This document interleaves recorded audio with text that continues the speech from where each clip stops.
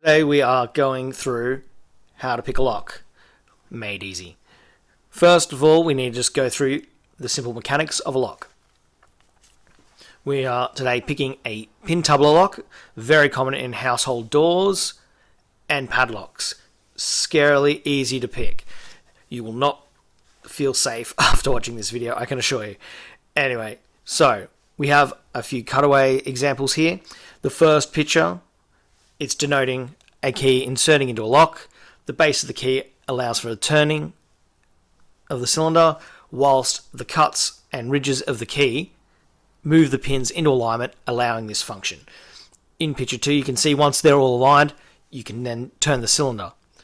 In picture 3, you can see that what we are doing with our picking tools is replicating the functions of the key.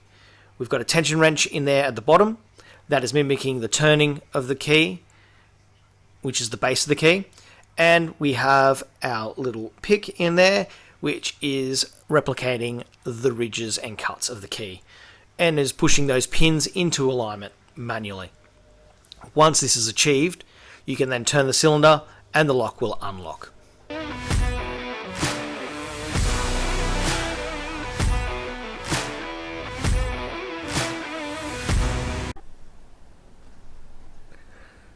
As you can see here, we have a cutaway lock, just for the ease of learning. So there are the pins in the cutaway lock there, that's what we're trying to move away. The cylinder, see those ridges, they line up with the pins and allow us to turn the lock and allow it to open, as demonstrated for you right there. Yep, so that opens the lock. We're now going to move on to using our pick devices to move those pins. There's several different methods to this that can be used. I'm mostly just trying to move the pins individually, but you can rake and sweep. You want to hold positive pressure on the tension wrench there as I'm placing it in. That allows for then the pins to be moved into alignment and they will not fall back into place, they'll stay there. And this allows then for the turning of the cylinder as demonstrated there. Got it. So now that our lock's open, we've achieved this and we can move on to doing it on a normal lock.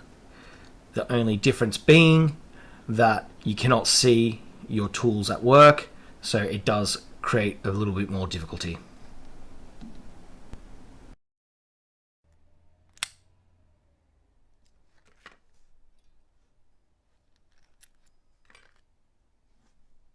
So guys, as you can see, this is the gear that I've used today. On our left, we've got just our cheap set of picks that's come with our cutaway lock.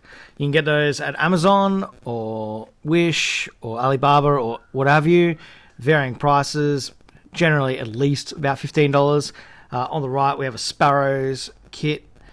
It's a bit more costly, but once you get into the sport and you really start to enjoy it, you tend to find yourself wanting better tools to play with. So be sure to check out some of their other videos, like, subscribe, all that good stuff. Thanks for watching.